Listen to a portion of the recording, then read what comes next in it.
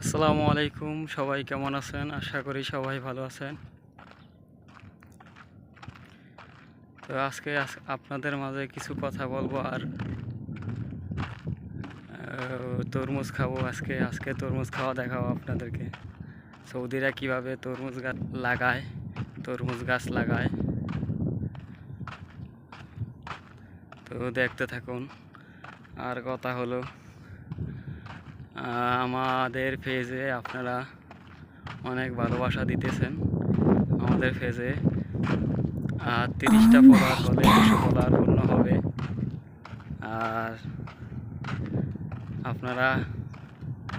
আপনাদের কাছে আমরা কৃতজ্ঞ যে আপনারা অনেক ভালোবাসা দিতেছেন আমাদের ফেসবুক পেজে, আমাদের ভিডিওতে।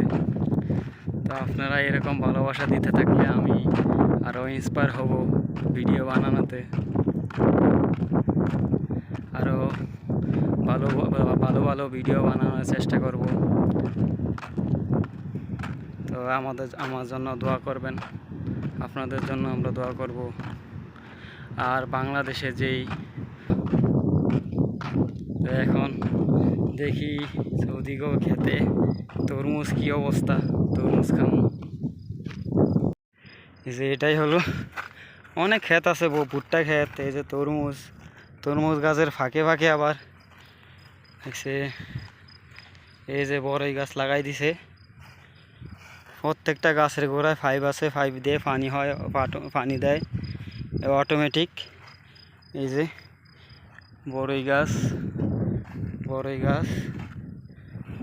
তারপর যে তরমুজ ফাইটা গেছে গা। এই যে পুরো জমিনে বড়ই গাছ, কি সুন্দর। এই যে বড়ই গাছ, ও ফুলও তো দিছে, আবার ফুলও হয়েছে। এখন আমি তরমুজ দেখবো।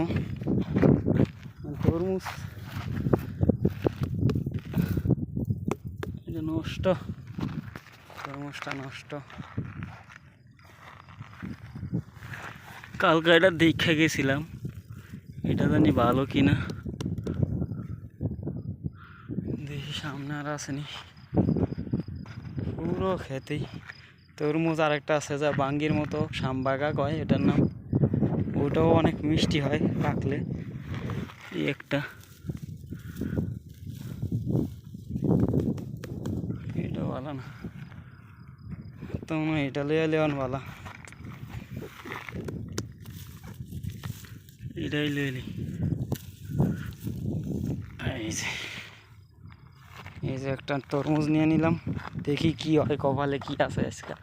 কালকে একটা নিয়েছি, খাইতে পারি না একটু। এই যে পুরো জমিন অটোমেটিক, কয়েক কোটি টাকার মনে হয় পাইপই লাগাইছে গাছে পানি দেওয়ার জন্য। ওই যে টাঙ্কি থেকে অটোমেটিক পানি আসে সময় মতো। আর কত ফুল গাছ লাগাইছে, প্রত্যেকটা গাছের গোড়ায় গোড়ায় পাইপ দেওয়া আছে। এমন পরিমাণে টাকা ওদের। তো আজকে এই পর্যন্তই, দেখি তরমুজটা কীরকম হয়। সবাই ভালো থাকবেন, সুস্থ থাকবেন। আল্লাহ হাফেজ।